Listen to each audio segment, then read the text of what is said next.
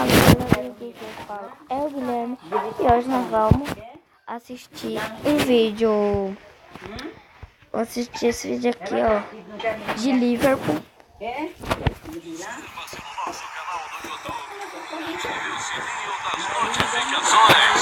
Da Champions. Melhor canal de futebol do YouTube. Canal Lances Inéditos.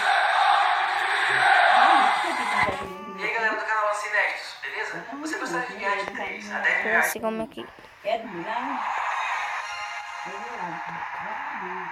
Da Champions. Não é da La Liga. Olá para você que é fã de esporte, você ligado nos canais ESPN, seja muito bem-vindo a partir de agora. Você acompanha diretamente da cidade de Wolverhampton, de West Midlands, na Inglaterra. Chovendo, já choveu bem mais forte, chuva diminuiu um pouquinho. Alisson, Van Dijk, Fabinho. Campeonato inglês. E olha, ganhou do Chelsea, por exemplo, no início do mês por 2-1. Ganhou do Newcastle por 2-1 também. E ganhou do Bournemouth por 2-0. Uma festa realmente nessa sexta-feira. DJ arrebentando aí no estádio Molineux, que tem capacidade para 32 mil torcedores. O time do Wolverhampton, a campanha em casa até agora são 9 jogos, 4 vitórias, 2 empates e 3 derrotas. Mané. Nathalie Cedra está no estádio, tem as informações ao vivo, ela participa no nosso pequeno abre-o-jogo antes das escalações. Que ritmo, hein? Que festa antes da bola rolar por aí, Nathalie. Um abraço para você, seja bem-vinda.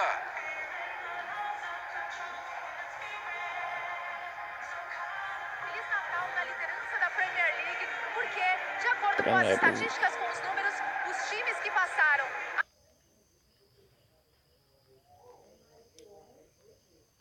Premier League, os 4 últimos times que passaram o Natal na liderança da Premier League foram campeões. Então o Liverpool quer se juntar a essa... Chelsea pega o Leicester amanhã. Salah dá o primeiro toque na bola. Começa o jogo no interior da Inglesa para ele jogar no Fabinho. Saiu errado o Fabinho, Adama Traoré. Traoré pra batida pra fora de Adama Traoré. Mas que vacilo monstro do Fabinho, gente. Olha isso, ele recebe do Alisson. Vamos ver o amigo secreto.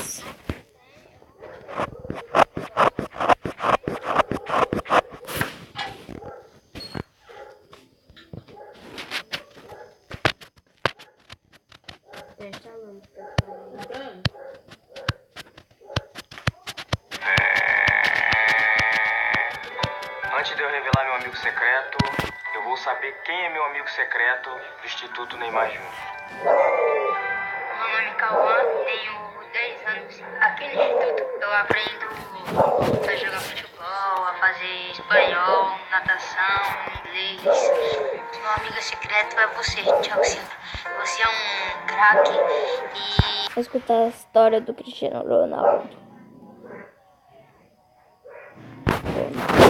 Guardo bem fundo uma memória de quando eu tinha 7 anos. Tá tão presente em mim que consigo... Cala a boca, cachorro. Cala a boca. Tem a ver com a minha família. Eu tinha acabado Cala a de boca. começar a jogar futebol levando a sério. Antes disso, eu apenas jogava na rua com os meus amigos da Ilha da Madeira. E quando eu digo rua, eu não me refiro a qualquer uma rua sem pavimento. Eu me refiro a uma rua mesmo. Não tinha traves e nem nada disso. E quando passava um carro, a gente tinha que parar de jogar. Eu era feliz fazendo isso todos os dias. Mas o meu pai, ele era roupeiro do Andorinha, um time da Madeira. E ele passava a vida tentando me convencer a ir jogar no time de base do clube. E eu sabia que aquilo deixaria muito orgulhoso. Então, eu decidi ir. No primeiro dia, eu me deparei logo com uma série de regras que eu não entendia. Mas mesmo assim eu gostei. Fiquei viciado na estrutura e na sensação de vencer. Meu pai, que tinha uma grande barba e suas calças de trabalho, assistia todos os jogos do lado do campo. Ele adorava. Mas minha mãe e as minhas irmãs, elas não tinham qualquer interesse em futebol. Todas as vezes, durante o jantar, meu pai tentava convencer elas pra irem me ver jogar. Era como se fosse meu primeiro empresário. Eu me lembro de voltar pra casa com ele depois dos jogos e ele dizer: hoje o Cristiano marcou um gol. E elas falavam: que bom. E só, não ficavam muito entusiasmadas. No jogo seguinte, ele chegou em casa muito orgulhoso e falou: hoje o Cristiano marcou 2 gols. E emoção delas? Nada. Elas só falavam: legal, Cris. O que é que eu podia fazer? Eu resolvi marcar gols atrás de gols. Uma noite, meu pai chegou em casa e falou: hoje o Cristiano marcou 3 gols. Ele foi incrível. Vocês têm que ir assistir ele jogar. Ainda assim, eu continuava olhando pra fora do campo e só via o meu pai ali, sempre sozinho. Então, um dia, e nunca irei esquecer essa imagem, eu tava aquecendo e de repente reparei que minha mãe e as minhas irmãs estavam sentadas na arquibancada. Elas pareciam, bom, como é que eu posso falar isso? Confortáveis. Elas sentaram uma bem perto da outra e não aplaudiam, nem gritavam nada durante o jogo. Elas só ficavam dando um tchauzinho pra mim, como se eu estivesse num desfile ou algo parecido. Eu percebi que elas nunca tinham estado num jogo de futebol antes, mas elas estavam ali. E essa era a única coisa que me importava. Eu me senti muito bem naquele momento. Significou muito pra mim. Foi como se algo tivesse mudado dentro de mim. Eu me sentia verdadeiramente orgulhoso. Mas nessa altura da vida, a gente não tinha muito dinheiro. A vida na Madeira era uma luta diária. Eu jogava bola com chuteiras velhas que o meu irmão já não usava, ou que meus primos me davam. Mas, quando a gente é criança, o dinheiro não é uma preocupação. Tudo que conta é aquilo que a gente sente. E nesse dia, esse sentimento era muito forte. Eu me senti protegido e amado pela minha família. Em Portugal, a gente diz, é o menino querido da família. Lembro disso com muita nostalgia. Sobretudo porque esse período da minha vida acabou por ser muito curto. O futebol me deu tudo, mas também me afastou de casa quando eu não estava muito preparado para isso. Quando eu tinha só 11 anos, eu tive que deixar a Madeira e me mudar para a academia do esporte.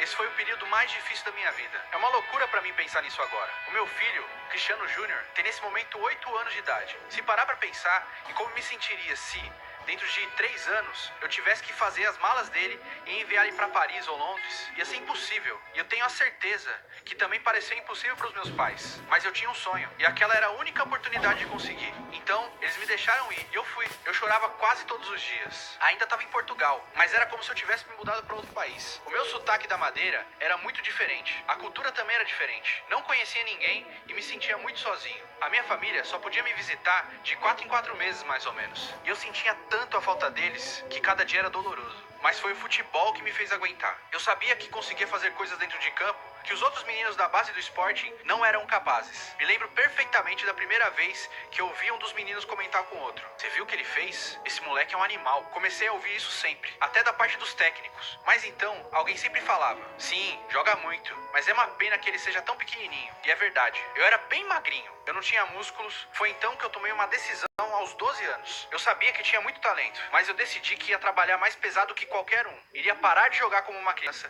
iria deixar de agir como uma criança, eu ia treinar como se pudesse ser o melhor jogador do mundo. Eu não sei explicar de onde veio esse sentimento, mas eu sei que estava dentro de mim. É como uma fome que nunca desaparece. Quando eu perco um jogo, parece que eu tô literalmente morrendo de fome. Quando eu ganho, é como se eu ainda tivesse com muita fome, mas acabei de comer uma pequena migalha. Essa é a única forma que eu consigo contextualizar esse sentimento. Comecei a fugir à noite do dormitório só para ir treinar, para ficar mais forte e mais rápido. Depois disso, quando eu entrava no campo, as mesmas pessoas que antes cochichavam, é bom, mas é tão magro, agora olhavam pra mim com espanto. Quando eu fiz 15 anos, eu me virei pra alguns dos meus amigos de time e falei, um dia eu vou ser o melhor jogador do mundo. E eu me lembro bem disso, porque eles caíram na risada. Eu não tava nem sequer no time principal do Sporting, mas eu já acreditava nesse objetivo. Eu acreditava mesmo naquilo que tinha falado pra eles. Quando eu me tornei profissional com 17 anos, a minha mãe tinha muitas dificuldades de me ver jogar, porque ficava ansiosa. Ela vinha no estádio do Sporting me ver jogar, mas ficava tão nervosa nos jogos mais importantes que chegou a desmaiar algumas vezes. É sério.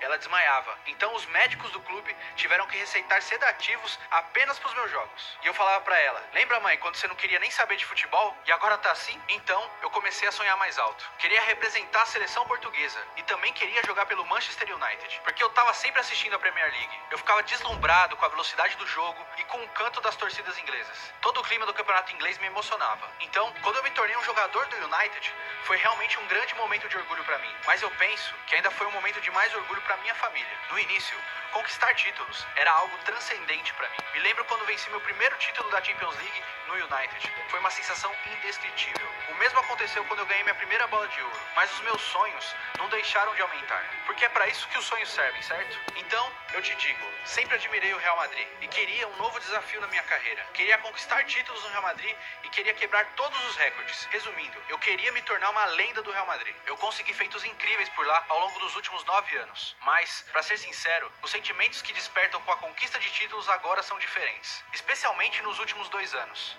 Quando não se ganha tudo, há quem considere isso um fracasso. Quanto mais se ganha, mais altas são as expectativas. Mas esse é o meu trabalho. Mas, quando se é pai, o sentimento é totalmente diferente. É um sentimento que eu não consigo descrever muito bem. É por isso que a minha passagem pelo Real Madrid foi tão especial. Tenho sido um jogador de futebol, é verdade. Mas eu também sou pai. Há um momento com meu filho que eu sempre hei guardar na minha mente. Me emociono só de lembrar disso. Foi um momento que aconteceu no campo, logo depois da gente vencer a final da Champions League contra a Juventus. A gente fez história naquela noite. Quando eu tava no campo, após o apito final, senti que tinha enviado uma mensagem pro mundo. Mas então, o meu filho veio pro campo para celebrar comigo. E tudo mudou. As minhas emoções mudaram totalmente. Ele estava correndo de um lado pro outro com o filho do Marcelo. A gente segurou o troféu juntos e depois passeamos de mão dada pelo campo. É uma alegria que eu não conhecia até me tornar pai. Há tantas emoções acontecendo ao mesmo tempo que não é possível descrever o sentimento em palavras. A única coisa comparável com isso é a forma como eu me senti quando eu estava aquecendo na madeira e vi minha mãe e as minhas irmãs juntas na arquibancada. Quando voltamos ao Santiago Bernabéu para comemorar, o Cristiano Júnior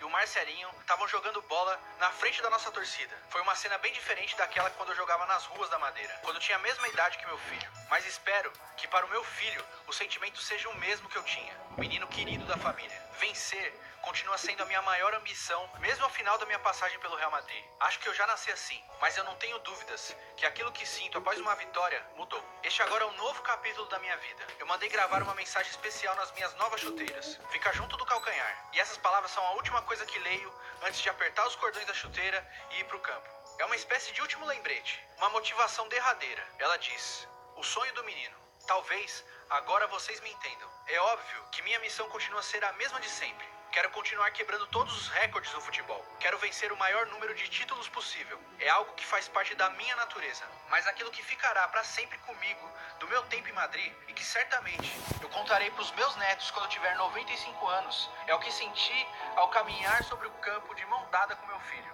Aquele ali foi o passeio dos campeões. Então foi isso, pessoal. Isso aí foi o vídeo. Se inscreva no canal, deixe seu like e falou!